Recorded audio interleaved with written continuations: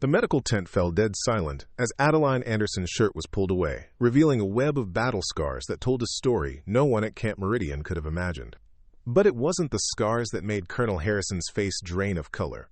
It was the faded unit insignia tattooed between her shoulder blades, marking her as a member of Europe's most elite and classified special operations unit. In that moment, the quiet supply clerk everyone had dismissed and overlooked was about to shatter everything they thought they knew about who she really was. Before we continue, let us know where you're watching from. If you're enjoying this, don't miss out. Subscribe now for more. The supply depot at Camp Meridian hummed with its usual afternoon activity, but 23-year-old Adeline Anderson moved through it like a ghost.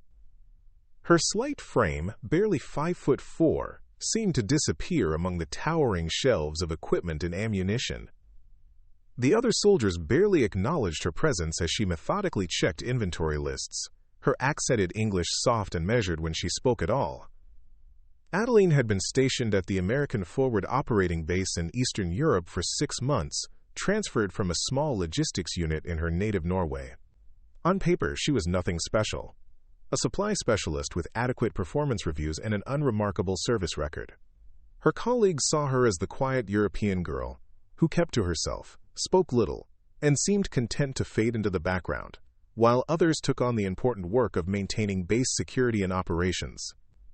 What they didn't see were the details that might have told a different story, the way her eyes constantly scanned her surroundings, cataloging exits and potential threats.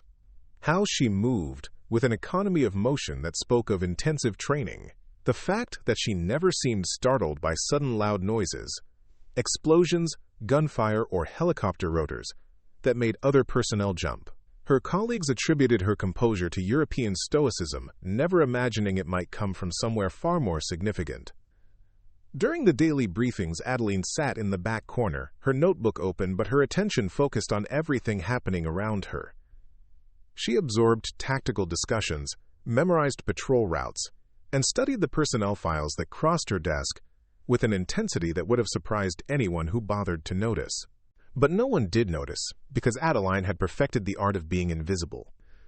The base operated on a strict hierarchy, where respect was earned through combat experience and proven leadership. Adeline, with her quiet demeanor and administrative role, registered as barely worth acknowledging. Sergeants would bark orders at her without meeting her eyes.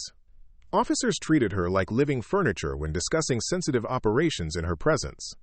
Even the enlisted personnel saw her as someone who existed to serve their needs rather than as a fellow soldier worthy of consideration. This dismissal was exactly what Adeline had been counting on when she accepted the transfer to Camp Meridian. After years of high-stakes operations that had left their mark on both her body and her mind, she had chosen obscurity as a form of healing.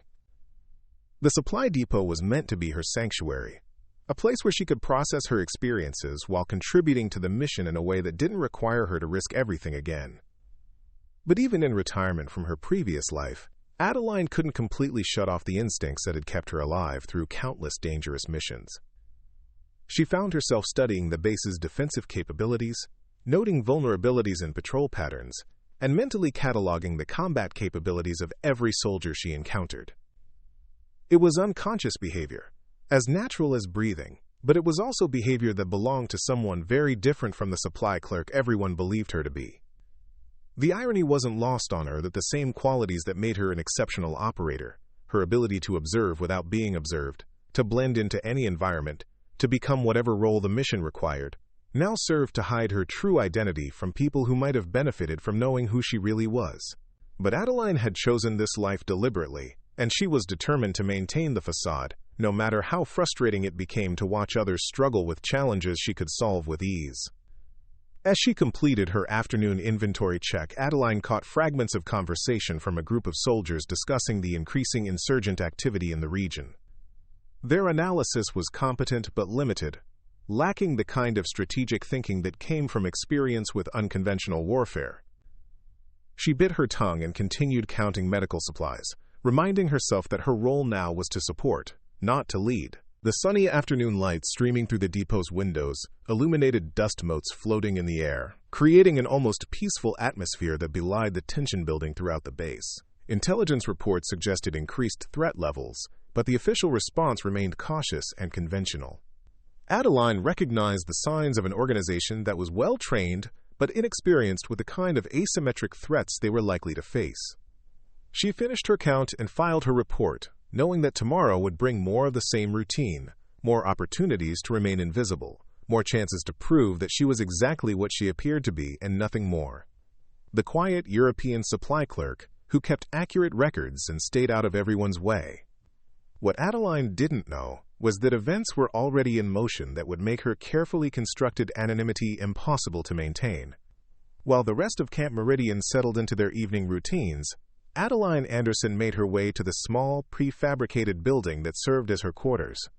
To anyone watching, she appeared to be just another off-duty soldier heading to rest after a long day of mundane work. But appearances, as Adeline knew better than most, could be devastatingly deceptive.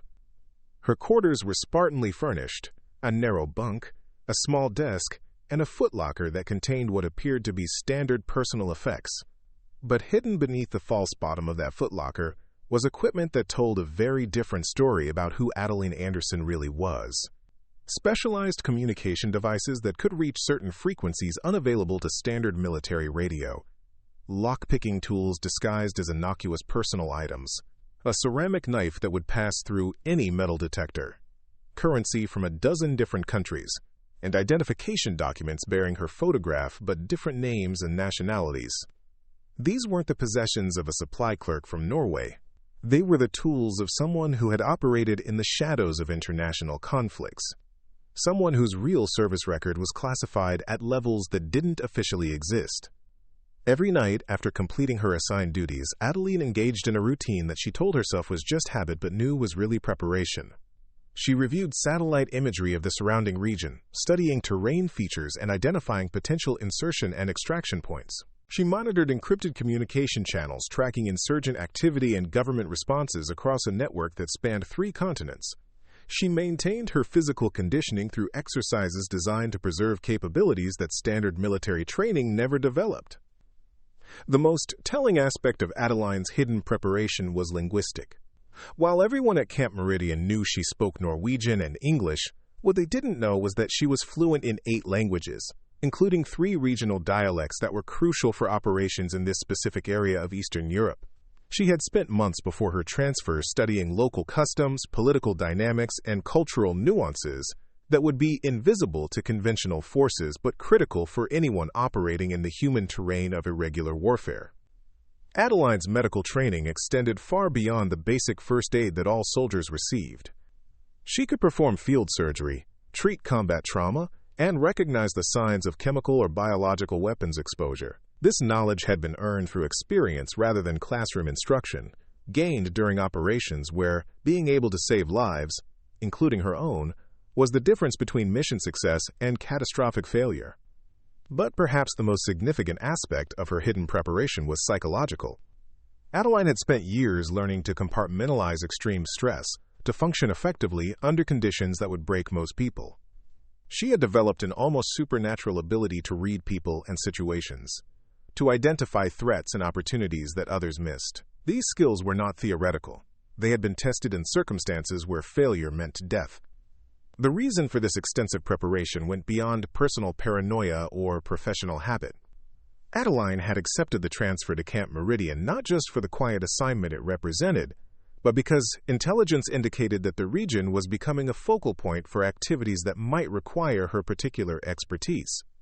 She had hoped to remain in the background, to let others handle whatever challenges arose, but she had also known that hope and preparation were different things. We've invested considerable effort in bringing you this story. If you find it engaging, please consider subscribing to our channel. Your support is greatly appreciated. Now, let's return to the narrative. Her cover as a supply clerk was perfect because it gave her access to information about personnel, equipment, and operations without drawing attention to her interest. She knew the capabilities and limitations of every soldier on the base, had identified natural leaders and potential weak points, and had developed contingency plans for scenarios that the official command structure hadn't even considered. The tragic irony of Adeline's situation was that her expertise might have prevented the crisis that was about to unfold, but only if anyone had known she possessed it. Instead, her carefully maintained anonymity meant that the one person most qualified to anticipate and counter the emerging threat was relegated to counting supplies, while others made decisions based on incomplete understanding of what they were facing. As she completed her nightly routine and prepared for sleep, Adeline couldn't shake the feeling that her period of quiet anonymity was about to end. The intelligence patterns she had been monitoring suggested that events were building towards something significant, something that might require her to choose between maintaining her cover and using her abilities to protect the soldiers who had dismissed her. She had spent months hoping that choice would never come. Tomorrow she would discover that hope was a luxury she could no longer afford. The culture at Camp Meridian was built on respect earned through proven combat experience, and Adeline Anderson had none, at least none that anyone knew about. The morning briefing in the command tent exemplified everything wrong with how the base viewed her.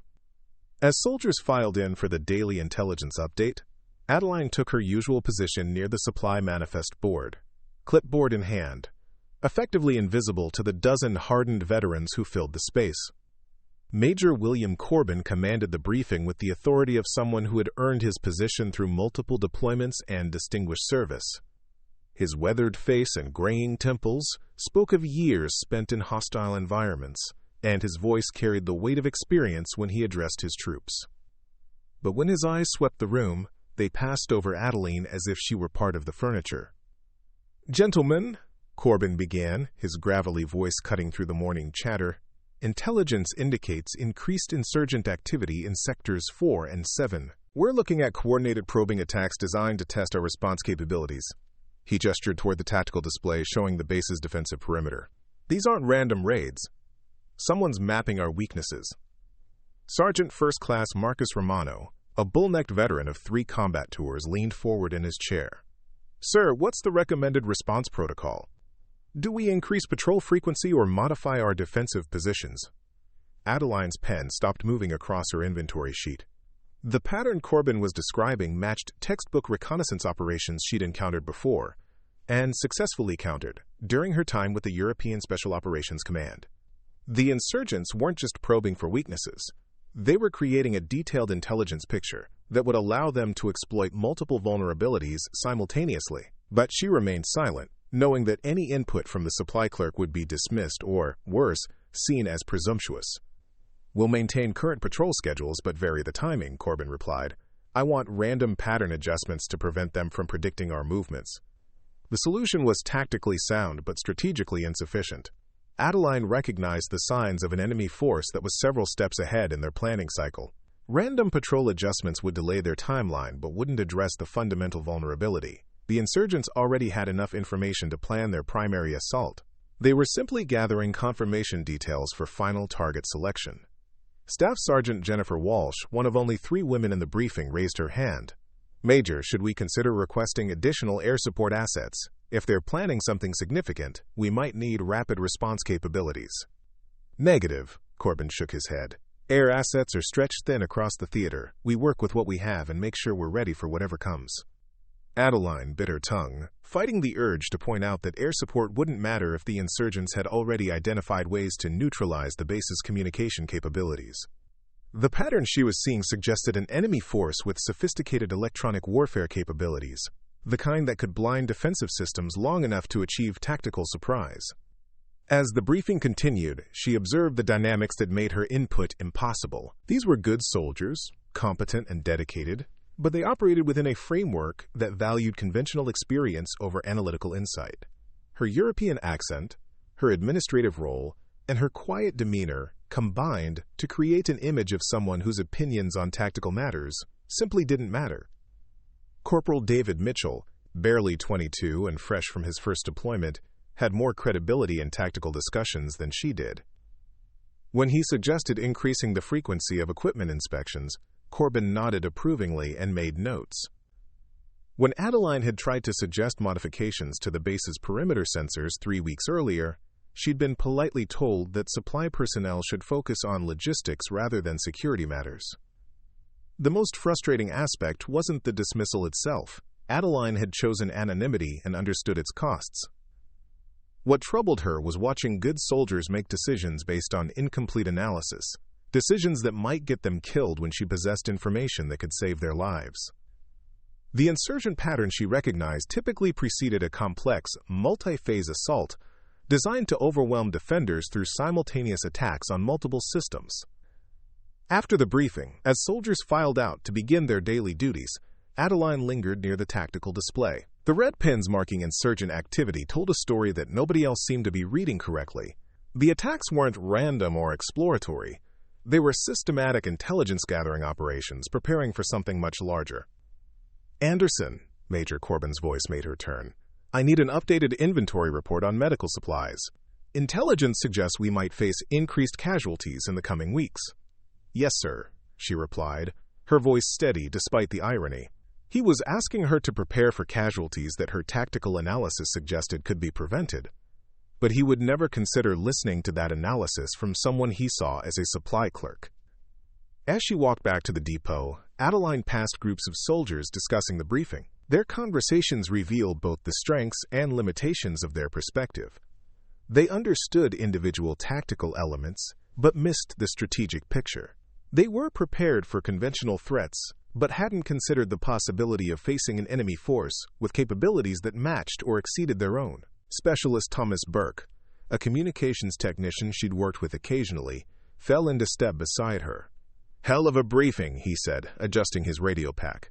"Sounds like things might get interesting around here." "Perhaps," Adeline replied carefully. "Are the communication systems ready for increased operational tempo?"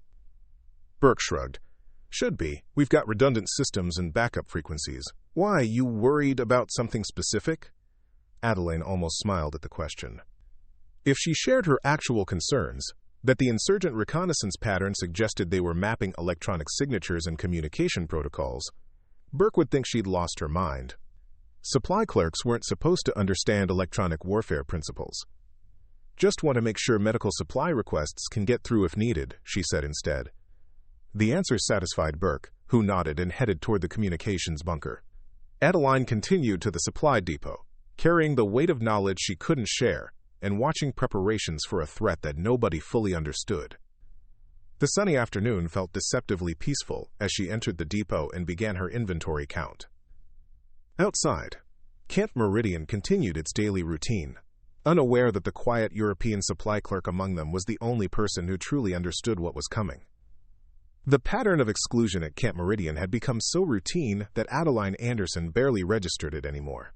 For 6 months, she had watched opportunities pass by like distant aircraft, visible but unreachable.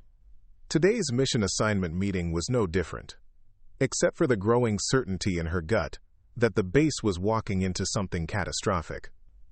The briefing room buzzed with anticipation as Major Corbin outlined Operation Shepherd's Watch, a reconnaissance mission designed to gather intelligence on the insurgent activities that had been escalating throughout the region.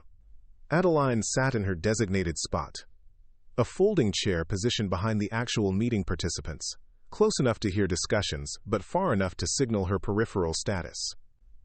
"This is a complex operation requiring our most experienced personnel," Corbin announced, his finger tracing routes on the tactical map.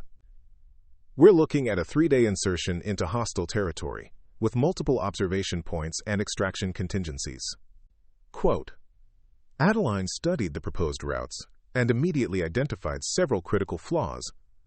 The planned approach would take the team through areas where insurgent electronic surveillance was likely concentrated. The extraction points were predictable and vulnerable to ambush. Most concerning, the intelligence-gathering objectives showed a fundamental misunderstanding of how their enemies operated. "Walker, your team leader," Corbin continued, pointing to Captain James Walker, a competent officer with 2 combat tours under his belt. "Romano, your second in command. Patterson handles communications, and Stevens covers medical support." Each name felt like a small rejection, but Adeline had long since stopped expecting inclusion in operational assignments. What bothered her wasn't the personal slight. It was watching qualified soldiers receive an assignment that her analysis suggested was based on outdated intelligence and flawed assumptions. Captain Walker leaned forward, studying the map with professional intensity. "Sir, what's our assessment of enemy communications capabilities? Are we looking at basic radio networks or something more sophisticated?" The question demonstrated exactly why this mission was headed for trouble. Walker was asking the right questions, but the intelligence brief he'd received was incomplete. Adeline's monitoring of insurgent communications over the past month had revealed a network far more advanced than anything in the official reports. Intelligence indicates standard small unit communications, Corbin replied. Nothing our electronic warfare capabilities can't handle.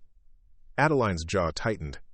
The insurgents had been using frequency-hopping digital radios with encryption capabilities that matched military-grade equipment. They weren't facing a ragtag group with walkie-talkies.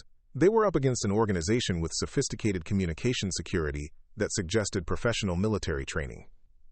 What about local population dynamics? Sergeant Romano asked. Are we dealing with hostile territory or neutral civilian areas? Another crucial question that revealed the gap between official intelligence and reality.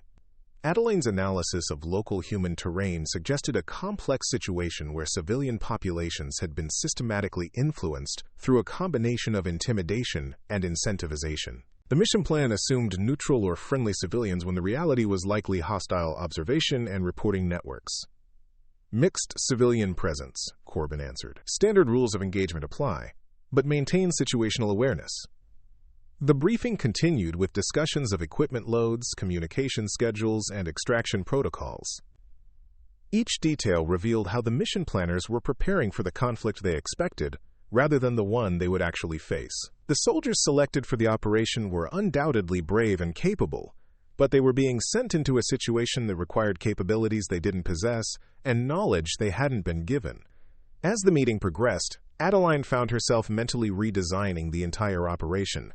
Different approach routes that avoided known surveillance areas, alternative communication methods that couldn't be intercepted or jammed, modified objectives that would actually gather useful intelligence while minimizing exposure to hostile forces.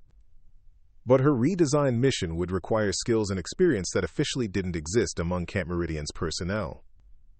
Anderson, Major Corbin's voice cut through her tactical planning, I need complete equipment manifests for the recon team.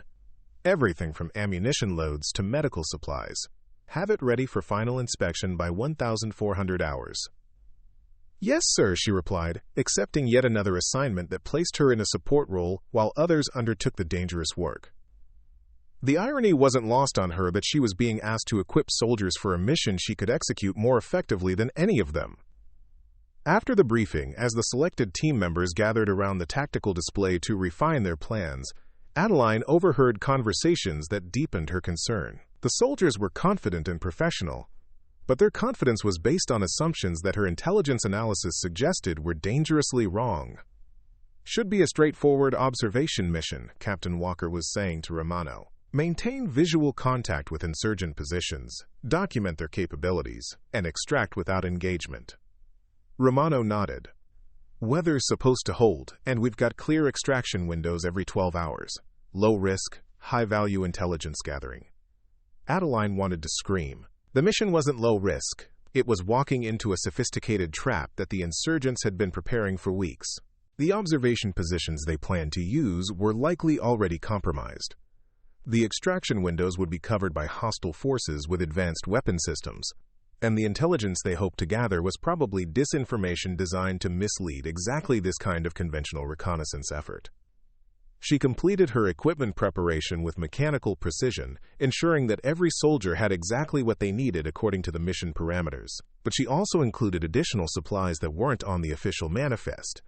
Medical equipment for treating advanced trauma, emergency communication devices, and survival gear that might be needed if the mission went wrong in the ways she expected. As evening approached and the reconnaissance team made final preparations, Adeline found herself standing on the base perimeter, watching the sun set over terrain that held secrets none of her colleagues understood. The peaceful landscape concealed a sophisticated enemy network that had been watching Camp Meridian for months, learning their patterns, identifying their weaknesses, and preparing for something that would test every assumption about their capabilities.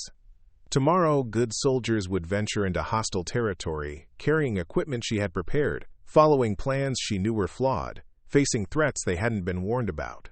And she would remain behind, counting supplies and filing reports while the real work, and the real danger, unfolded without her. The exclusion that had once felt like protection now felt like complicity. But changing that would require revealing who she really was, and Adeline wasn't sure she was ready for the consequences of that revelation. The alarm that shattered the pre-dawn quiet of Camp Meridian wasn't the routine wake-up call that soldiers were accustomed to. At 0347 hours, the emergency klaxon began its urgent wailing, a sound that instantly transformed the base from sleepy routine into controlled chaos. Adeline Anderson bolted upright in her narrow bunk, her instincts immediately categorizing the alarm pattern. Not a drill, not a scheduled alert, but an active emergency requiring immediate response. She was dressed and out of her quarters within 90 seconds, joining the stream of personnel converging on the command center. The scene that greeted her confirmed her worst fears. The main communications array was dark. Primary radar systems showed nothing but static, and the duty officers were struggling to establish contact with the reconnaissance team that had departed 18 hours earlier for Operation Shepherd's Watch. Major Corbin stood at the center of controlled pandemonium, his face grim as reports filtered in from various sections of the base. The sophisticated insurgent network that Adeline had been tracking had apparently decided to move from reconnaissance to direct action, and they had done so with a level of coordination that caught Camp Meridian completely off guard. "Sir, we've lost all contact with the recon team," reported Sergeant Patterson, the communications specialist whose confident assurances about system redundancy now seemed tragically optimistic. "Primary frequencies are jammed, backup channels are compromised, and the emergency beacon network appears to be spoofed." Adeline felt ice form in her stomach. Spoofed emergency beacons meant an enemy force with electronic warfare capabilities that exceeded anything in the intelligence briefings. Captain Walker's team wasn't just out of communication, they were operating in an environment where their basic assumptions about friendly support had been systematically undermined. "What about satellite communication?" Corbin demanded, his voice tight with growing concern. "Intermittent at best, sir. Someone's running sophisticated jamming operations across multiple frequency spectrums. This isn't random interference. It's a coordinated electronic attack designed to isolate us from higher command and external support." The magnitude of the crisis became clearer as additional reports arrived. Perimeter sensors had been compromised through what appeared to be a cyber attack that turned defensive systems against themselves. Vehicle GPS units were receiving false positioning data. Even the base's internal communication network showed signs of infiltration that suggested the enemy had been gathering intelligence on their systems for weeks or months. Adeline listened to the chaos around her while mentally cataloging the tactical situation. The insurgents had achieved something that conventional wisdom said was impossible for a non-state actor. They had created a localized environment where a modern military force was effectively blind, deaf, and isolated. This level of capability suggested extensive planning, professional expertise, and resources that went far beyond anything in the official threat assessments. "Options, people," Corbin demanded, his command voice cutting through the rising panic. "How do we reestablish contact with the recon team and restore our defensive capabilities?" Staff Sergeant Walsh spoke up from her position at the intelligence desk. "Sir, we could attempt to reach them using civilian communication networks, but that would require someone to physically travel to areas with cell tower coverage." "Negative," Corbin replied immediately. "I'm not sending more personnel into potentially hostile territory when we don't understand the scope of the threat." Corporal Mitchell raised his hand tentatively. "What about using the backup radio systems? They operate on different frequencies that might not be affected by the jamming." "Already tried," Patterson responded, frustration evident in his voice. "Whatever they're using is broad spectrum and adaptive. It's identifying and countering our communication attempts in real time." Adeline found herself studying the tactical display that showed the recon team's planned route and objectives. With her understanding of the insurgent network's capabilities, she could see the mission had walked directly into a sophisticated trap. The observation positions they had selected were not only compromised, but had probably been deliberately left accessible to channel the team into areas where they could be isolated and captured or eliminated. The real crisis wasn't just the loss of communication. It was that Camp Meridian was facing an enemy force whose capabilities had been fundamentally underestimated. The electronic warfare attack was likely the preliminary phase of a larger operation designed to neutralize the base's defensive capabilities before a direct assault. "Sir," she found herself saying before conscious thought could stop her, "the pattern of electronic interference suggests this is preparatory for a ground assault." The command center fell silent for a moment as every eye turned toward her. Major Corbin's expression shifted from surprise to irritation. "Anderson, this is not the time for speculation from support personnel. Sir, the jamming pattern is designed to isolate specific sectors while maintaining selective communication capability for coordinating attack forces. This isn't random harassment. It's battlefield preparation." Quote.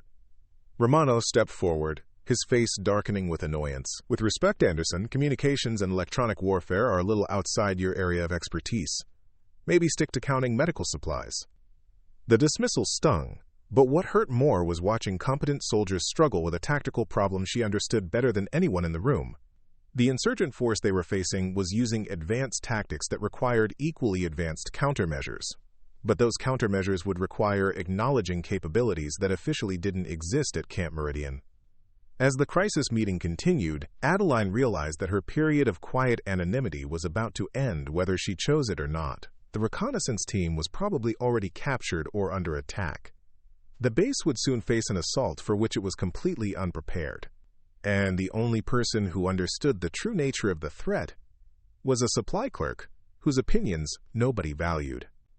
"Sir," Captain Torres, the base intelligence officer, spoke up with growing urgency, "we're receiving unconfirmed reports of hostile movement in multiple sectors. If Anderson is right about this being preparation for an assault, we need to consider our defensive options immediately." Corbin's jaw tightened as he studied the tactical display. "Recommendations? Assume the recon team is compromised and prepare for coordinated attack on the base. Request immediate air support and reinforcement from regional command. Air support is unavailable due to weather conditions, and we can't reach regional command through compromised communication networks," Corbin replied grimly. "We're on our own." The words hung in the air like a death sentence. Camp Meridian was isolated, partially blind, and facing an enemy force whose capabilities exceeded all previous threat assessments. Meanwhile, 6 of their best soldiers were missing in hostile territory, with no way to call for help. Adeline watched the growing desperation around her and realized that maintaining her cover was no longer an option. The crisis had emerged exactly as her analysis had predicted, and conventional responses were proving inadequate. Soon, very soon, she would have to choose between preserving her anonymity and using her true capabilities to save the lives of soldiers who had dismissed her. The choice was becoming inevitable, but the consequences would change everything. The tactical situation at Camp Meridian deteriorated rapidly over the next 4 hours, and with each passing minute, Adeline Anderson's analysis proved more accurate than anyone wanted to admit. While the command staff struggled to understand how their sophisticated defensive systems had been so comprehensively compromised, Adeline sat quietly in the corner of the command center, her notebook filled with observations that painted a picture of the crisis that no one else could see.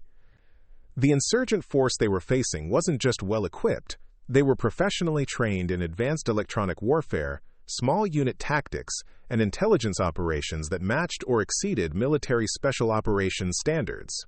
The systematic way they had mapped Camp Meridian's vulnerabilities, the precision of their communication jamming, and the coordination required to execute such a complex operation suggested they were facing an entirely different class of enemy than anyone had prepared for. Major Corbin was reaching the end of his conventional options. "Torres, what's our best assessment of the recon team's status?" Captain Torres consulted his intelligence briefs with growing frustration. "Sir, without communication contact, we have to assume they're either captured or actively evading hostile forces. The electronic warfare environment makes any rescue operation extremely challenging." "Challenging how?" Corbin demanded. "We can't coordinate with them, can't provide air support, and can't even confirm their location. Any rescue force would be operating blind in territory that's potentially swarming with hostile forces using equipment we don't fully understand." Adeline looked up from her notebook, her mind automatically designing the kind of rescue operation that the situation required. It wouldn't be conventional. It would require someone who understood how the insurgents operated, someone who could move through hostile territory without relying on the communication systems they had compromised. Someone with the specific skills needed to locate and extract a team that was probably being held in conditions designed to prevent exactly this kind of rescue. "What about local assets?" Sergeant Romano asked. "Do we have any friendly forces in the area who might be able to assist?" "Negative," Torres replied. The electronic warfare attack has isolated us from all external support. We're completely on our own." The frustration in the room was palpable. These were good soldiers facing an impossible situation with inadequate tools and incomplete understanding of what they were up against. Adeline recognized the tactical paralysis that set in when conventional approaches proved insufficient and alternative options seemed too risky to consider. But she also recognized something else. The specific pattern of insurgent operations that was unfolding matched case studies she had encountered during her time with European Special Operations Command. This wasn't just a sophisticated enemy force. It was an enemy force using tactics that had been developed and refined in conflicts across 3 continents. Tactics that had specific vulnerabilities if you knew how to exploit them. "Sir," she said quietly, her voice barely audible over the tactical discussions happening around her. Major Corbin turned toward her with barely concealed irritation. "Anderson, I've told you that this isn't the time for input from support personnel." "Sir, I believe I understand how the insurgent force is operating." The statement drew skeptical looks from everyone in the command center. Staff Sergeant Walsh actually rolled her eyes. Corporal Mitchell stared at her with the kind of pity reserved for someone who had clearly lost touch with reality. "Anderson," Romano said with forced patience, "electronic warfare and insurgent tactics are specialized fields that require years of training and experience. You're a supply clerk." Adeline met his gaze steadily. "I'm a supply clerk who has been monitoring insurgent communications for 6 months and who recognizes the tactical pattern they're using." "You've been monitoring insurgent communications?" Corbin's voice carried a dangerous edge. "On whose authority?" The question hung in the air like a trap. Answering honestly would require explaining capabilities and knowledge that didn't fit her official cover story. But not answering would mean watching good soldiers die when she possessed information that could save them. "Sir, I've been tracking communication patterns as part of supply planning. Understanding operational tempo helps predict equipment needs." The explanation was technically true but grossly incomplete. What she had actually been doing was conducting the kind of signals intelligence analysis that typically required security clearances several levels above her official position. Captain Torres leaned forward, his intelligence officer instincts finally overriding his assumptions about her role. "What kind of patterns have you identified?"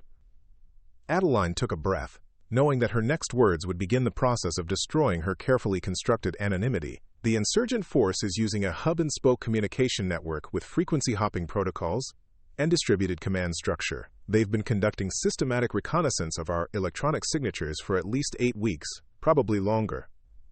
The technical accuracy of her analysis got their attention in a way that general observations never could. These were military professionals who understood the implications of what she was describing, even if they couldn't understand how she knew it. "How could you possibly know that?" Walsh demanded. "Because I've been monitoring their operational patterns and cross-referencing them with known tactical doctrine. The force we're facing has been trained in advanced, irregular warfare techniques that are typically associated with state-sponsored special operations units." The command center fell silent except for the hum of electronic equipment and the distant sound of helicopters conducting patrol sweeps. What Adeline was describing suggested that Camp Meridian wasn't facing local insurgents. They were facing professional soldiers using sophisticated tactics and equipment. "If you're right," Torres said slowly, "then the recon team walked into a trap that was specifically designed for them." "Yes," Adeline replied simply. "And the electronic warfare attack on the base is preparation for a ground assault that will exploit every vulnerability they've identified during their reconnaissance phase." Major Corbin studied her with an expression that was equal parts suspicion and desperate hope. "Anderson, if you actually understand how this enemy force operates, then you might be able to help us develop countermeasures." "Sir, I can do more than develop countermeasures. I can locate and extract the recon team." The statement was so far outside the realm of possibility that it took several seconds for anyone to respond. When Romano finally spoke, his voice was carefully controlled. "Anderson, with all due respect, you're a supply clerk. Rescue operations require specialized training, equipment, and experience that you simply don't have." Quote, Adeline looked around the command center at the faces staring at her with mixtures of disbelief, concern, and growing desperation. They needed someone who could operate in an environment where conventional military advantages had been neutralized. Someone who understood how their enemies thought and moved. Someone with capabilities that officially didn't exist. "Sergeant Romano," she said quietly, "what if I told you that I do have that training, equipment, and experience?" The question hung in the air like a challenge, and Adeline realized that she had just crossed a line she could never uncross. The quiet supply clerk was about to disappear forever, and what emerged in her place would force everyone at Camp Meridian to reconsider everything they thought they knew about who she really was. The silence in the command center stretched until Major Corbin's voice cut through it like a blade. "Anderson, I don't know what kind of fantasy you've constructed about your capabilities, but this is real life. We have 6 soldiers missing in hostile territory, and I won't risk additional personnel on the delusions of a supply clerk." Adeline had expected the rejection, but the dismissive tone still stung. Around her, she could see the faces of soldiers who had made up their minds about her months ago, and weren't willing to reconsider their assumptions even in the face of a crisis that conventional wisdom couldn't solve. "Sir," she pressed, her voice remaining steady despite the frustration building inside her, "I'm not asking you to take my word for anything. Test me. Give me a tactical scenario and let me prove that I understand how this enemy force operates." Sergeant Romano stepped forward, his expression a mixture of concern and barely contained anger. "Anderson, you're out of line. We've got real soldiers with real training trying to solve a real problem. This isn't the time for playing pretend." "With respect, Sergeant, the real soldiers with real training are missing because they walked into a situation they didn't understand. I do understand it."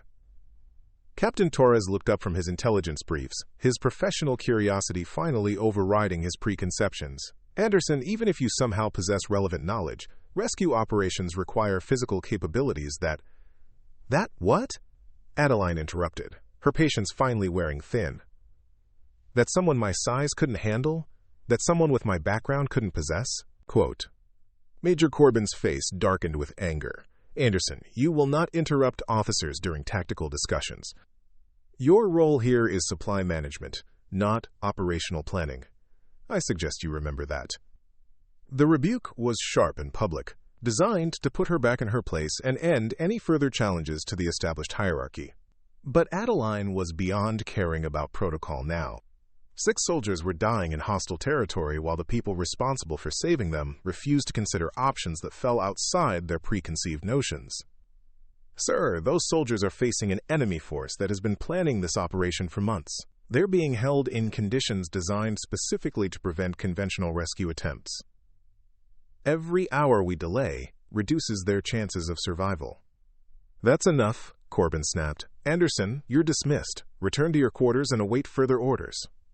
Staff Sergeant Walsh nodded approvingly. "Sir, with respect, this kind of behavior suggests that Anderson might be suffering from stress-related psychological issues. Perhaps she should be evaluated by medical personnel." The suggestion that she was mentally unstable for claiming capabilities beyond her official role was the final insult.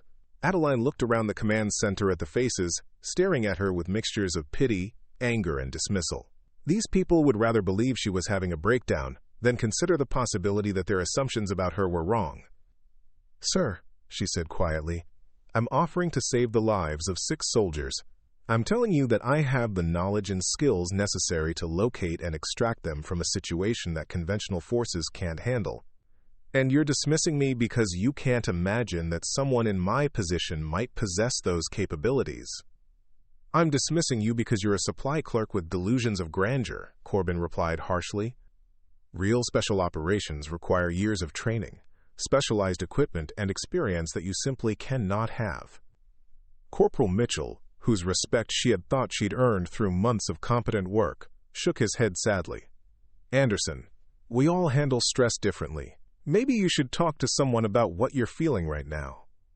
The condescension in his voice was worse than outright hostility. They weren't just rejecting her offer to help, they were treating her like a child who didn't understand the difference between reality and fantasy. "What I'm feeling," Adeline said, her voice carrying an edge that made several people step back, "is frustration at watching competent soldiers die because their commanders are too stubborn to consider intelligence that doesn't fit their preconceptions." Major Corbin's face flushed with anger.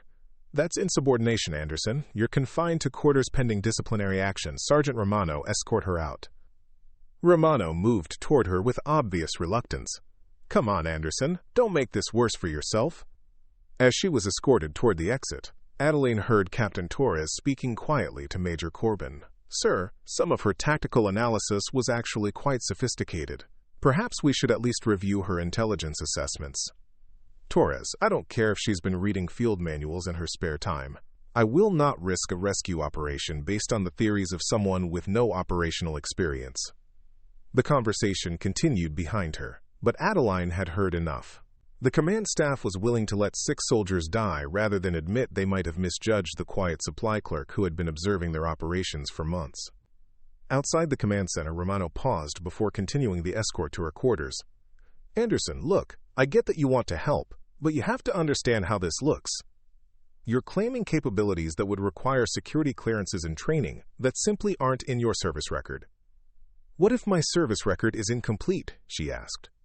Romano studied her face, perhaps seeing something there that he hadn't noticed before. "What are you talking about? What if the person you think I am isn't who I really am?" The question clearly unsettled him, but after a moment he shook his head. "Anderson, we've all seen fantasies about being more than we are. But this is real life. People die when amateurs try to do professionals' jobs." As they reached her quarters, Adeline made one final attempt. "Sergeant, those soldiers are going to die if someone doesn't reach them soon. I'm the only person on this base who understands how to operate in the environment they're facing." Romano's expression softened slightly. "I know you want to help, but the best thing you can do right now is let the professionals handle this." Quote, he left her at her quarters with orders to remain there pending further instructions. Adeline stood in the doorway watching him walk away, then turned and entered the small room that had been her sanctuary for 6 months. But sanctuary was no longer an option. Outside, she could hear the sounds of a base preparing for siege while lacking the knowledge needed to survive it. 6 soldiers were dying in hostile territory while their would-be rescuers prepared responses that addressed the wrong threat. Adeline sat on her narrow bunk and stared at the footlocker that contained equipment and identification documents that told a very different story about who she really was. For months, she had chosen anonymity and safety over engagement and risk. That choice was no longer available. The command staff had made their decision. They would rather lose soldiers than admit they had been wrong about her capabilities. Now she would have to make her own decision: follow orders and watch people die, or reveal who she really was and save lives regardless of the consequences. The sun was setting outside her window, and somewhere in the hostile darkness beyond Camp Meridian's perimeter, 6 soldiers were counting on someone to prove that impossible wasn't permanent. Time to show them what a supply clerk could do. At 21 hours, Adeline Anderson sat in the darkness of her quarters and made the decision that would change everything. Through her small window, she could see the lights of Camp Meridian's defensive perimeter, where soldiers maintained their watch against an enemy force they didn't understand. The base was preparing for a siege, using conventional tactics against an unconventional threat, and she was the only person who knew how inadequate those preparations would prove to be. The sounds filtering through her window told the story of an organization in crisis. Radio chatter from patrol units reporting negative contact despite growing evidence of hostile surveillance. Maintenance crews working frantically to restore communication systems that had been compromised at the hardware level. Officers issuing orders based on tactical doctrine that assumed an enemy force with capabilities their actual opponents had far exceeded. But it was the absence of sound that troubled her most. No communication from the reconnaissance team that should have checked in hours ago. Captain Walker's team was either dead or captured, and every minute of delay reduced the already slim chances of successful extraction. Adeline opened her footlocker and removed the false bottom that had concealed her true identity for 6 months. The equipment inside represented capabilities that officially didn't exist at Camp Meridian. Encrypted communication devices, advanced surveillance gear, weapons that were not standard military issue, and identification documents that told a very different story about her background and qualifications. The passport bearing her photograph identified her as Lieutenant Colonel Adeline Anderson, European Special Operations Command, with security clearances that exceeded those of anyone currently stationed at Camp Meridian. The service record attached to that identity documented operations across 3 continents, specialized training in irregular warfare, and commendations for actions that remained classified years after their completion. She had spent 2 years planning her transition from active special operations to the quiet anonymity of logistic support. The psychological toll of high-stakes missions had finally outweighed her sense of duty, and she had requested assignment to a routine position where she could process her experiences while continuing to serve in a less demanding capacity. But the quiet posting at Camp Meridian had been chosen specifically because intelligence suggested the region might require her particular expertise. She had hoped that need would never arise, that she could complete her psychological recovery while maintaining the fiction that she was nothing more than a competent supply clerk. Events had made that hope impossible to sustain. As she assembled her operational equipment, Adeline reflected on the irony of her situation. The very qualities that made her an exceptional special operations officer, her ability to observe without being observed, to analyze complex situations without drawing attention, to become whatever role the mission required, had allowed her to hide among people who might have benefited from knowing who she really was. The plan forming in her mind was complex but achievable. The insurgent force holding the reconnaissance team would be expecting conventional rescue attempts using standard military protocols. They would not be prepared for a single operator using techniques that had been developed for operations behind enemy lines in environments where traditional military advantages had been neutralized. But executing the plan would require abandoning her cover completely.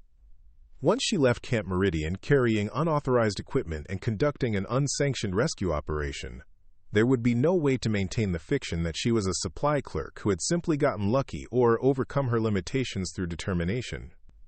The decision wasn't just about the current crisis.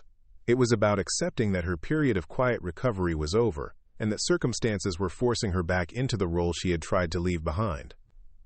She had spent months learning to think of herself as someone who counted supplies and filed reports, rather than someone who conducted operations that shaped international conflicts. A knock at her door interrupted her preparations. "Anderson, you in there?" Sergeant Romano's voice carried concern rather than authority. Adeline quickly secured her equipment and opened the door to find Romano standing in the hallway with an expression that suggested internal conflict. "Sergeant? I thought I was confined to quarters." "You are," he replied, then paused as if weighing his words carefully. "Look, Anderson, I've been thinking about what you said earlier, about understanding how the enemy operates. And the thing is, some of your tactical analysis was pretty sophisticated, more sophisticated than someone should be able to develop just from reading field manuals." He studied her face in the dim hallway lighting. "So I guess my question is, who are you really?" The question hung between them like a bridge that once crossed could never be uncrossed. Adeline realized that Romano's suspicions meant her cover was already compromised. The only question was whether she would reveal the truth voluntarily or wait for it to be discovered.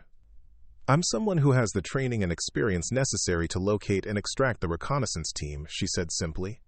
Romano's eyes narrowed. "That's not an answer. It's the only answer that matters right now." They stared at each other for a long moment, then Romano stepped back slightly. "Anderson, if you're thinking about doing something unauthorized, I have to warn you that Major Corbin has posted guards to ensure you remain in quarters." "I understand." Quote, "I also have to tell you that those guards are currently dealing with a suspicious noise near the vehicle depot that's going to require their attention for about 30 minutes. The statement was carefully neutral, but its implications were clear. Romano was giving her an opportunity to act while maintaining plausible deniability about his role in facilitating her escape. "Sergeant, why are you telling me this?" His expression was troubled but resolute. "Because 6 good soldiers are missing, and conventional approaches aren't working. If you really do have capabilities that could make a difference, then maybe the regulations matter less than the lives." Adeline nodded slowly. "If I leave this base tonight, I won't be coming back as the person you think I am. I'm starting to think you never were that person to begin with." After Romano left, Adeline completed her preparations with the knowledge that she had crossed the point of no return. In less than an hour, she would leave Camp Meridian carrying equipment that would reveal her true identity to anyone who knew what to look for. She would conduct an operation that would demonstrate capabilities far beyond those of a supply clerk. Most importantly, she would accept responsibility for 6 lives that the official command structure had been unable to save. As she prepared to slip out into the darkness, Adeline allowed herself one moment of regret for the quiet life she was leaving behind. The supply clerk, who had found peace in routine tasks and anonymous competence, was about to disappear forever. What emerged from the shadows beyond Camp Meridian's perimeter would be someone very different, someone whose presence would force everyone who had dismissed her to confront the gap between their assumptions and reality. The reconnaissance team was waiting in hostile territory, counting on someone to prove that impossible rescues were just missions that required the right person with the right skills. Tonight they would discover that the right person had been among them all along. The perimeter of Camp Meridian was designed to keep threats out, not to contain personnel within, but Adeline Anderson moved through the darkness with the careful precision of someone who understood that her unauthorized departure was just the beginning of a mission that would test every skill she had developed over years of high-stakes operations. She had slipped past the distracted guards exactly as Romano's warning had suggested, using shadows and blind spots that she had mapped during months of routine walks around the base. Her operational equipment was distributed across her body in ways that balanced weight and accessibility, while maintaining a profile that wouldn't immediately identify her as anything other than a soldier on authorized patrol. The terrain beyond the base perimeter was hostile in multiple ways. The physical landscape consisted of rocky hills and dense vegetation that could conceal both natural hazards and human threats. But more dangerous was the electronic warfare environment that the insurgents had created, a bubble of compromised communications and sensor interference that turned modern military advantages into liabilities.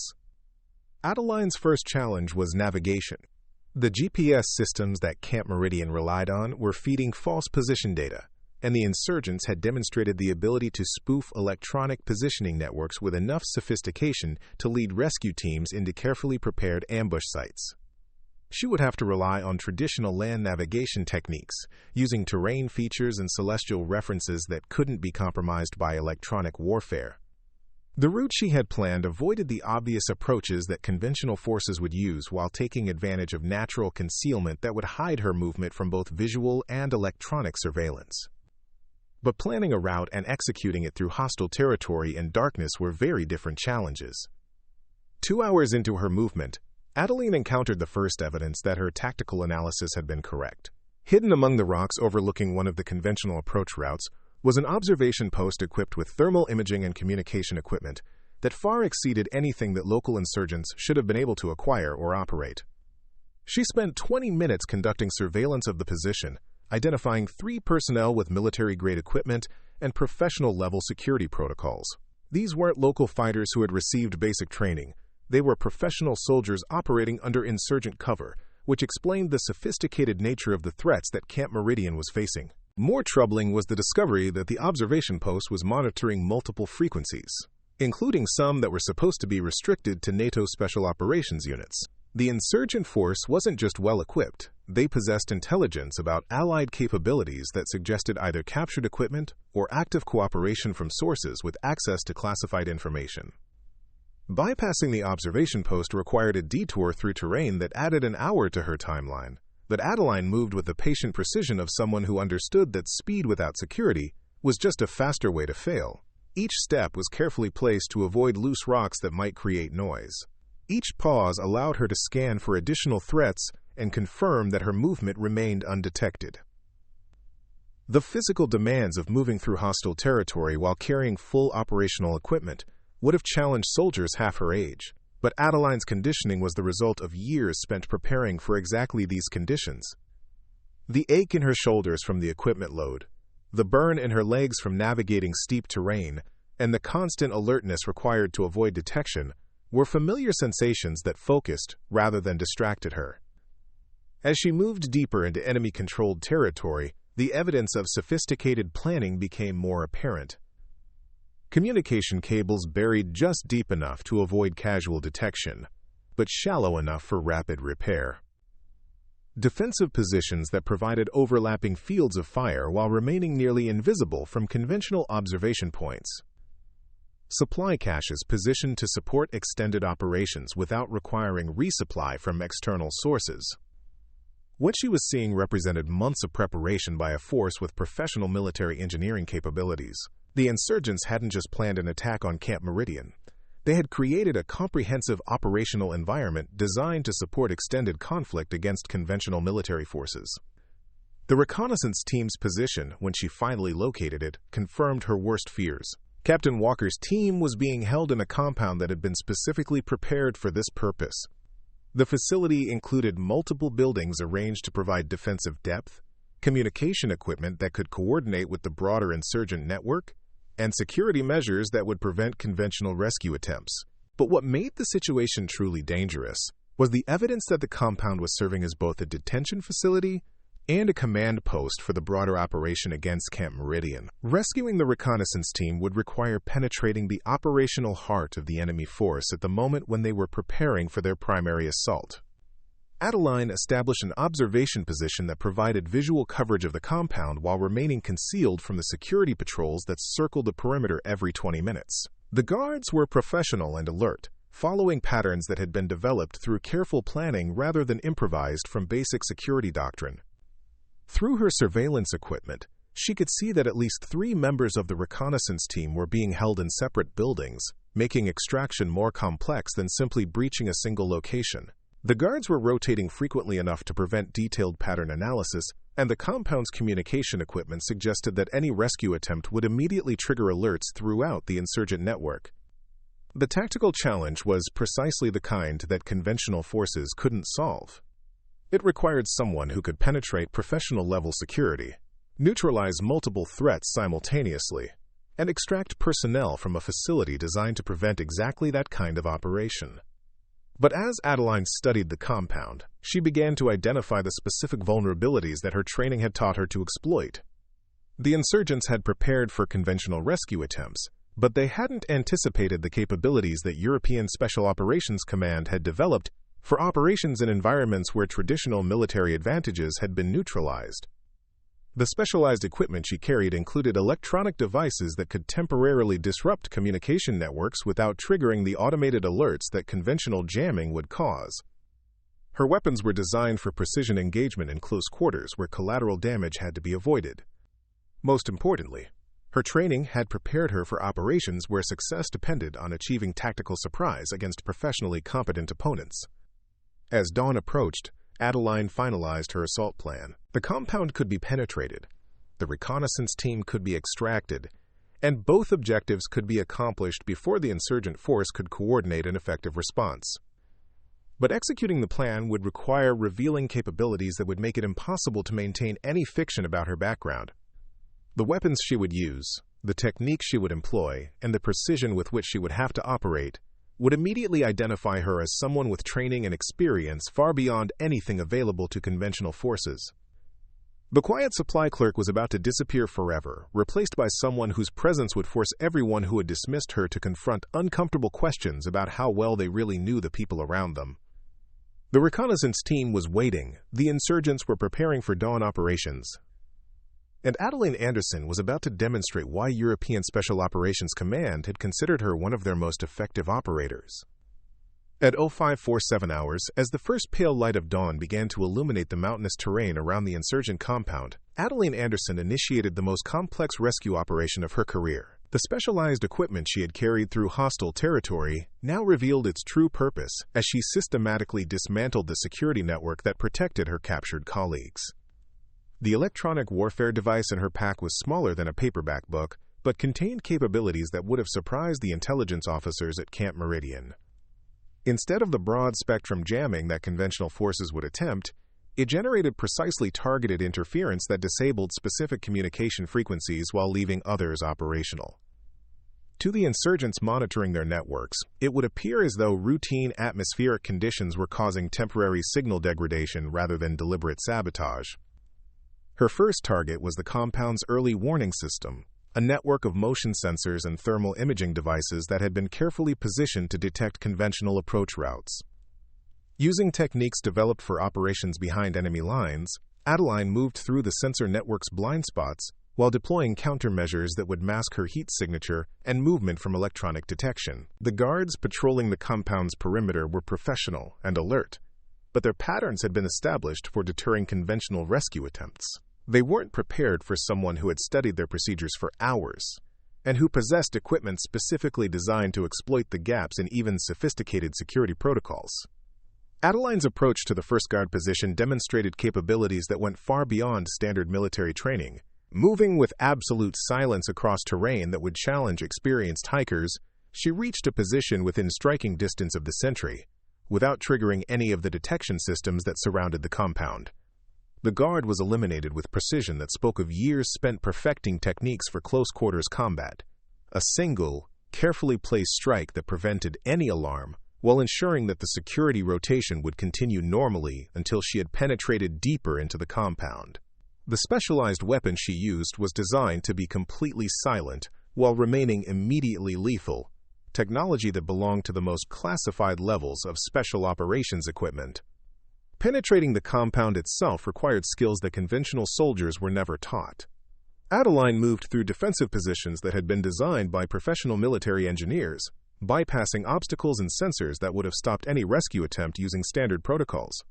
Her route took her through gaps in the defensive network that existed only because she understood how such systems were constructed and where their inevitable vulnerabilities could be found.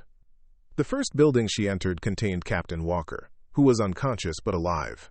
The professional medical training that had surprised no one attributed to a supply clerk now revealed its true sophistication as she quickly assessed his condition and administered treatment that stabilized his vital signs while preparing him for movement. Walker's injuries were serious but not life-threatening. He had been subjected to interrogation techniques that were designed to extract intelligence rather than cause permanent damage, which confirmed Adeline's assessment that the insurgent force was operating with professional military discipline rather than the random brutality of untrained fighters. Moving Walker to a secure location while remaining undetected required techniques that belonged more to special operations than conventional rescue procedures. Using equipment that allowed her to carry his full body weight while maintaining the mobility necessary to avoid patrols, Adeline extracted him from the compound and positioned him at a rally point where he would be safe until the remainder of the team could be recovered. The second building contained Sergeant Romano and Specialist Patterson, both conscious but injured. Romano's eyes widened when he saw her approach, and she could see the questions forming in his mind as he processed the sophisticated equipment she carried and the professional precision with which she moved. "Anderson," Romano whispered, his voice carrying disbelief. "How did you?" "Questions later," she replied quietly, her tone carrying an authority that Romano had never heard from the supply clerk he thought he knew. "Can you move?" "I think so, but Patterson's leg is broken." Adeline's assessment of Patterson's condition was swift and professional. The fracture was serious, but could be stabilized for movement, using techniques that required medical training far beyond standard first aid. As she worked, she could see Romano studying her movements with growing recognition that the person treating his colleague possessed capabilities that didn't match his understanding of who she was supposed to be. "Who are you really?" Romano asked as she completed Patterson's treatment. "Someone who's going to get you home," Adeline replied, helping Patterson to his feet while distributing his weight between herself and Romano. The extraction of the second group required even greater precision, as the compound's security forces had begun to notice that communication patterns were slightly off their normal schedules. Adeline moved both men through the defensive network, using routes that existed only in the three-dimensional mental map she had constructed during her surveillance. The final building contained the remainder of the team, including 2 soldiers who were unconscious and one who was barely conscious but coherent enough to recognize that their rescuer was someone he had never seen before. "Where's the rescue team?" Corporal Mitchell asked weakly as Adeline began treating his injuries.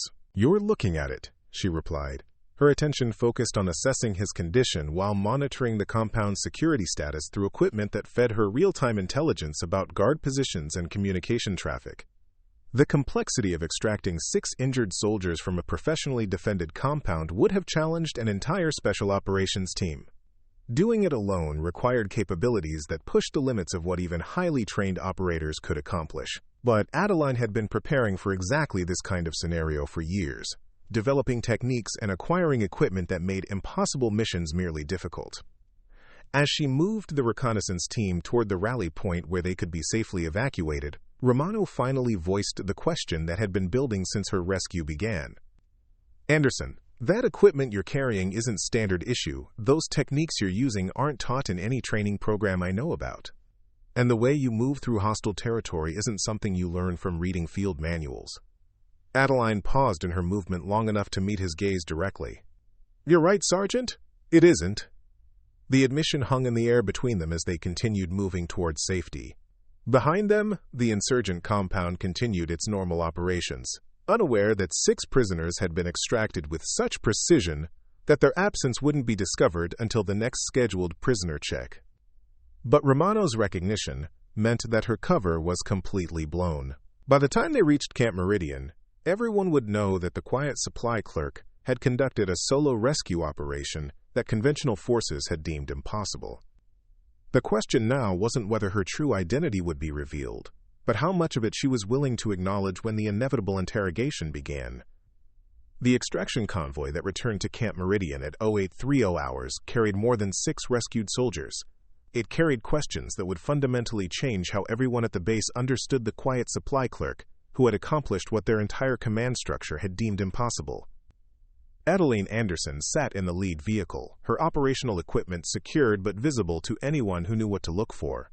The weapons, communication devices, and specialized gear that had enabled the rescue operation were clearly military issue, but not standard military issue. They belonged to units that operated at classification levels that most soldiers never encountered.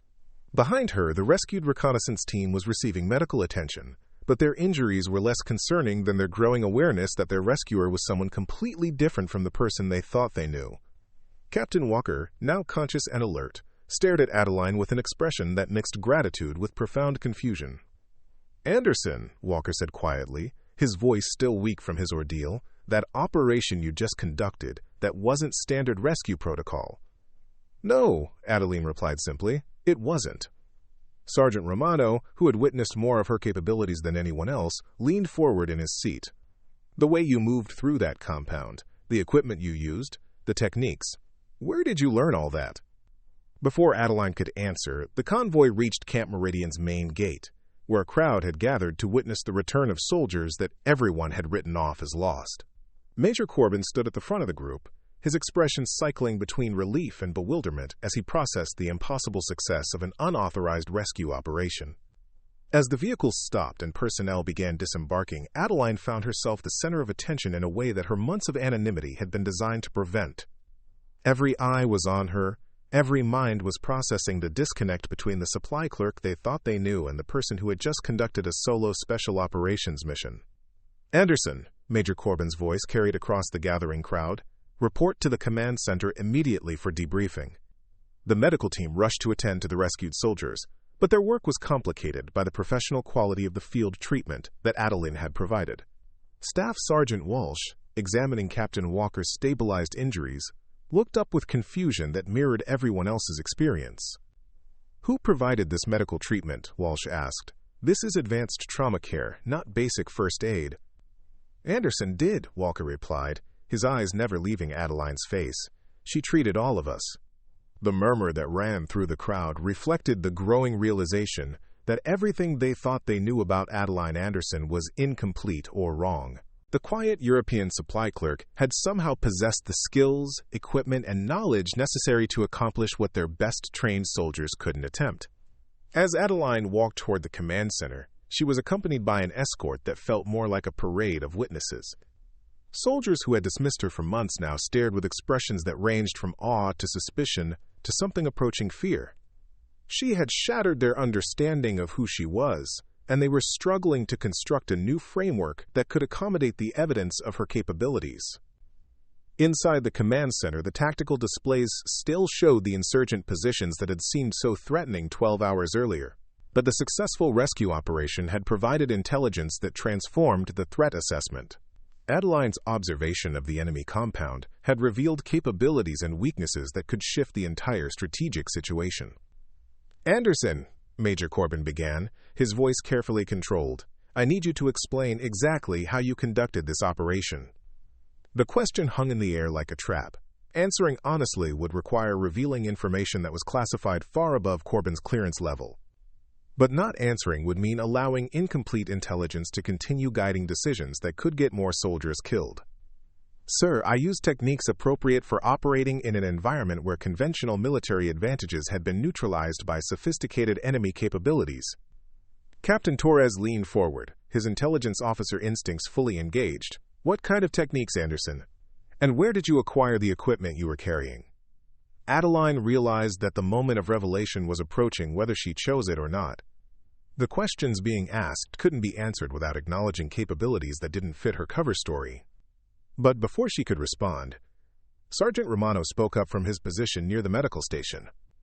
"Sir, whoever Anderson really is, she saved our lives using skills that none of us possessed. Maybe the question isn't where she learned them, but why we didn't know she had them." The observation shifted the focus from interrogation to recognition.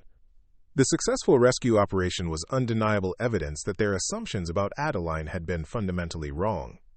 But it was also evidence that those wrong assumptions had nearly cost 6 soldiers their lives. "Anderson," Major Corbin said quietly, "I think it's time you told us who you really are."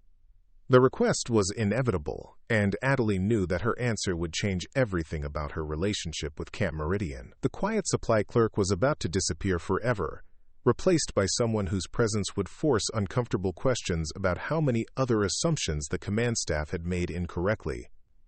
But before she could answer, the medical team made a discovery that would answer those questions in ways that no one had anticipated.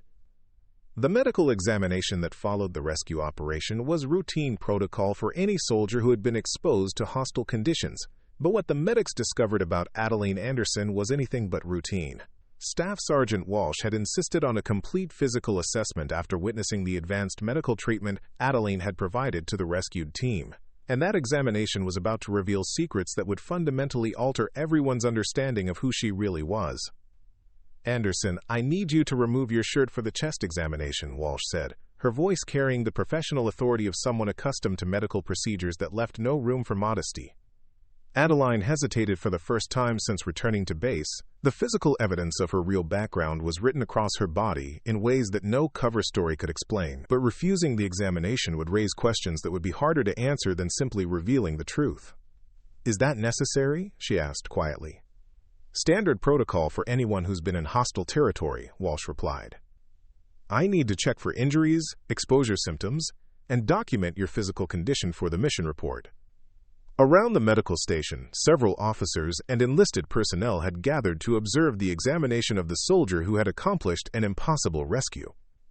Their presence meant that whatever Walsh discovered would immediately become known throughout the base. Adeline slowly removed her uniform shirt, revealing a torso that told a story completely different from anything in her official service record. Her skin was marked by scars that spoke of combat experiences far beyond anything a supply clerk should have encountered.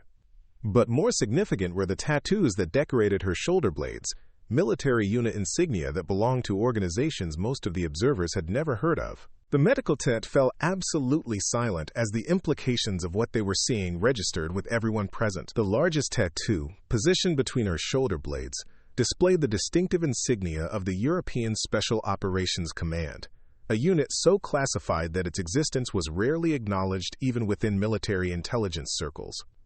Major Corbin's face drained of color as he recognized symbols that represented capabilities far beyond anything available to conventional forces. "Jesus Christ, Anderson. What unit were you with?" Before Adeline could answer, Colonel Harrison entered the medical tent for what he had expected to be a routine debriefing with the rescued personnel. But his attention immediately focused on the tattoos displayed across Adeline's back, and his reaction was even more dramatic than Corbin's had been. Harrison froze completely, his eyes fixed on the unit insignia that marked Adeline as a member of one of Europe's most elite and secretive military organizations. His face went white as he processed the implications of finding someone with those credentials operating undercover as a supply clerk at his base. "Everyone out," Harrison's voice carried an authority that brooked no argument. "Clear this area immediately." The medical tent emptied rapidly, leaving only Harrison, Corbin, and Adeline. The silence stretched until Harrison found his voice again. "Lieutenant Colonel Anderson," he said, using what was apparently her real name and rank, "what the hell are you doing at my base?" The use of her actual identity confirmed what the tattoos had already revealed. Adeline Anderson, the quiet supply clerk, was actually Lieutenant Colonel Adeline Anderson of European Special Operations Command, an officer whose security clearance exceeded that of anyone else at Camp Meridian. "Sir, I requested assignment to a quiet posting for personal reasons." Harrison's expression shifted from shock to understanding as he processed the implications. "You are recovering from operational stress." "Yes, sir." Major Corbin looked between them with growing bewilderment. "Sir, if Anderson is actually a lieutenant colonel with special operations experience, why was she assigned to supply duties?"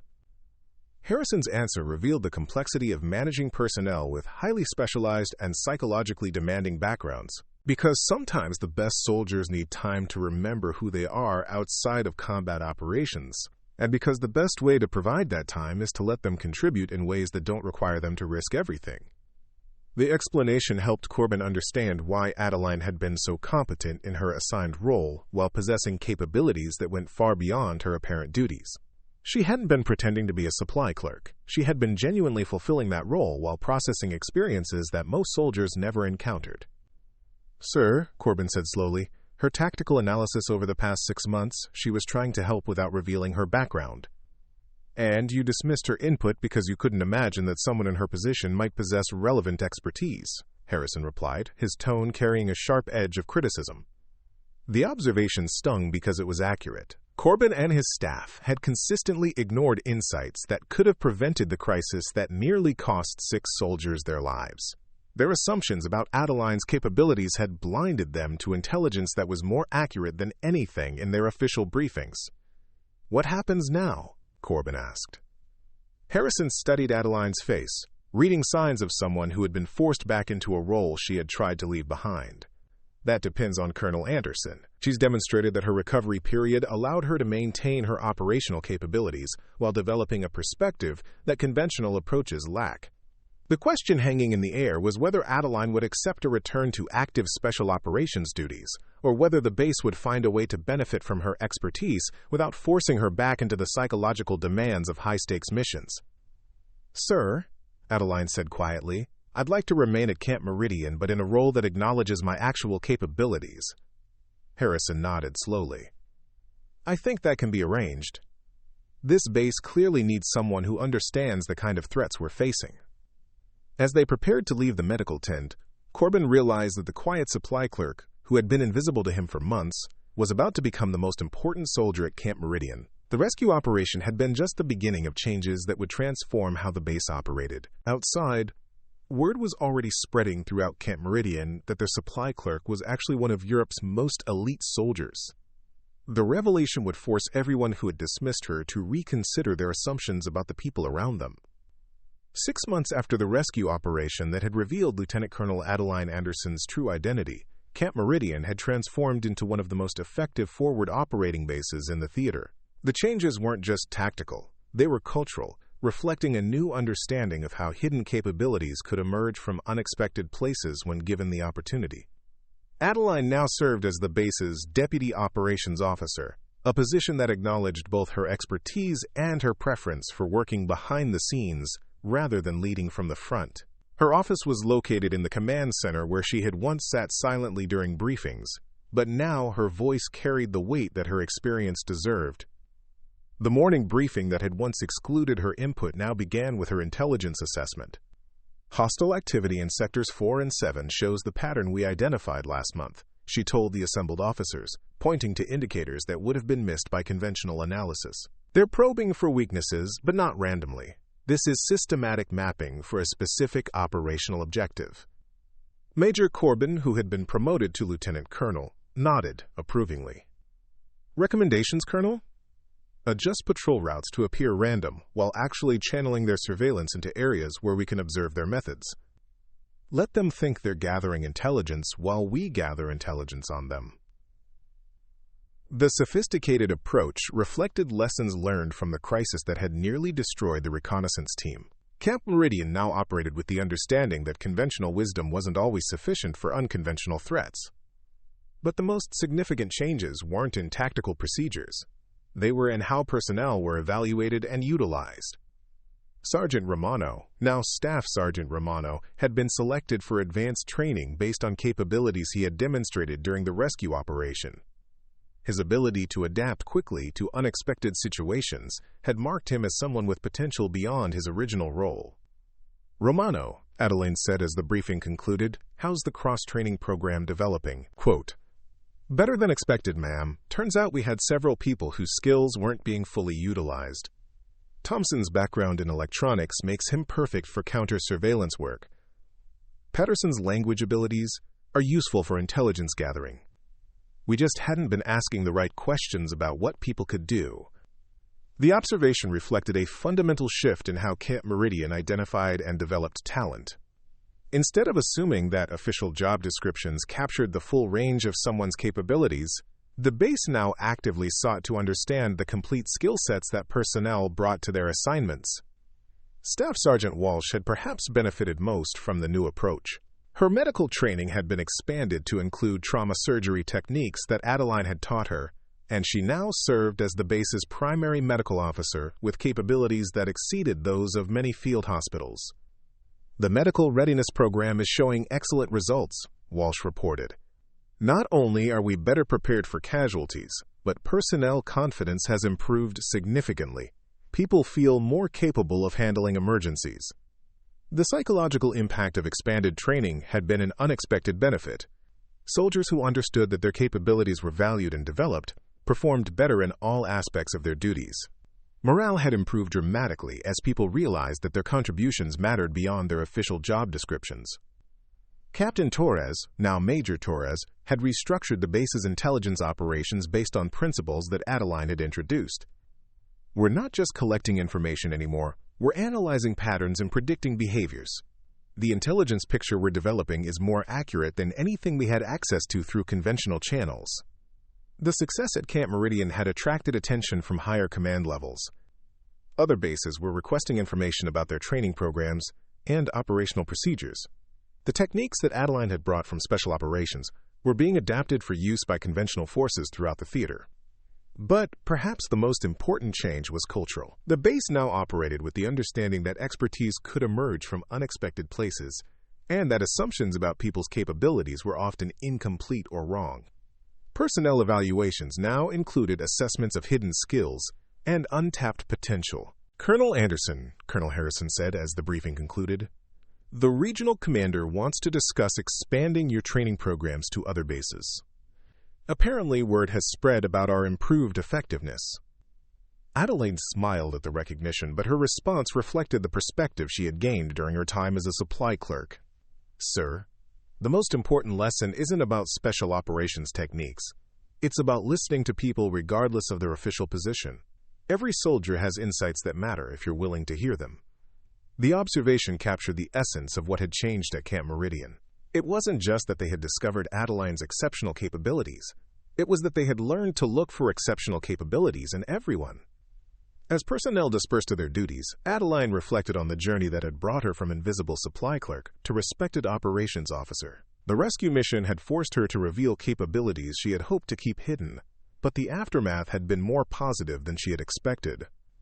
Instead of being returned to the high-stress special operations environment she had been trying to escape, she had found a role that allowed her to use her expertise while maintaining the stability that her psychological recovery required. More importantly, she had helped create an environment where other people could exceed the limitations that others had placed on them. The sunny afternoon that had once felt peaceful in its anonymity now felt energizing in its possibilities. Camp Meridian had become a place where potential was recognized and developed, where assumptions were questioned and revised, where people were valued for who they could become, rather than limited by who others thought they were. The quiet supply clerk had disappeared forever, but what had emerged in her place was something better. A leader who understood that true strength came not from hidden capabilities, but from creating environments where everyone's capabilities could be discovered and utilized. The base continued its important work, but now it did so with the understanding that the person sitting quietly in the corner might be exactly who you need when impossible becomes inevitable. Up next, you've got 2 more standout stories right on your screen. If this one hit the mark, you won't want to pass these up. Just click and check them out. And don't forget to subscribe and turn on the notification bell so you don't miss any upload from us.